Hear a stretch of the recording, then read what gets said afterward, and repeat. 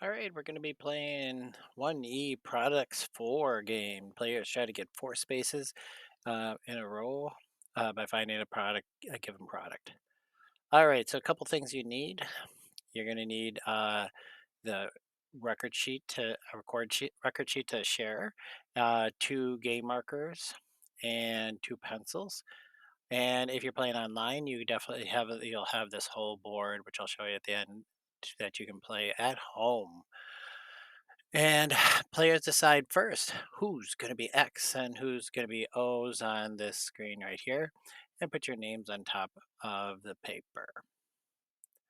The next is the circled numbers along this whole left, this whole little thing. These are factors. So yours won't be in yellow. I just put it on there, but these are all the factors that you're going to get to use. Now, player one just puts their chip on like one of them. Like if you want to put it on the five here, then the second player uh, puts it on a different one, any one you want, and then what they do, the second player decides where they want to go because they put this on here. So they might have been thinking 5 times 7 is 35. The second player, it puts the X on it. That second player is the X. Okay, and they have that one good. Now again, you're supposed to get uh, them in a row. So if you chose that one, you might want to look around that area and see, where else could I go? So this is going to be strategic playing here. The player two then records the factor times the factor equals a product on here. Now, now it's time for player two or one to go, and they're the O's. Okay, so they're going to move one of the chips, any of the colored chips at this point. The colors do not matter. There's two different chips. Um, and say they wanted to go and say, okay, I'm going to move one of them to the four here. Remember before, if you look at that, we had on a 5 and 7. They took this one and moved it up here. Now, really think about where you want to play. If you're going for diagonals, hmm, maybe that 20 would have been good. Like playing in the center here to get some diagonals. Again, if you were thinking of a block, you might have gone just sitting there and say, maybe I could take this one and put it to 30 for a block.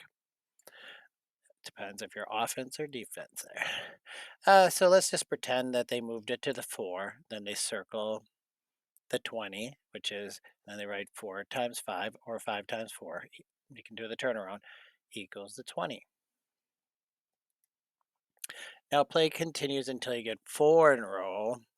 Um, and last year you have an option to choose the four or five in a row because there is five. One, two, three, four. There's one, two, three, four. Oh, the six in a row. Six in a row.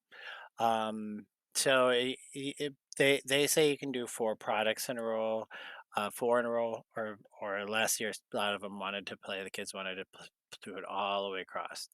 Now you can do diagonals, you can do up and down, and right across in the rows. But for instance, say this one would have moved. Say what 1, 2, 3, 4. If you're playing fours, you can do that. This one would have got one anyways. So you can do four or six.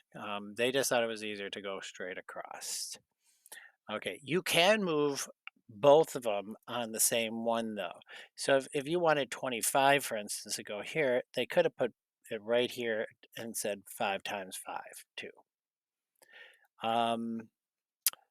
So that, yeah, the winner who gets four in a row, or some people did five in a row, or six in a row. There's different versions of this. Depends on what you want to do. You as a team just choose. That really is up to you. Uh, Whoever gets it first wins. Now, if you get to one where you can't move it, like to something that's already done, because after a while, some of these are going to be filled up. So you just sit there and say, that's already taken. I can't do anything no matter which way I do it.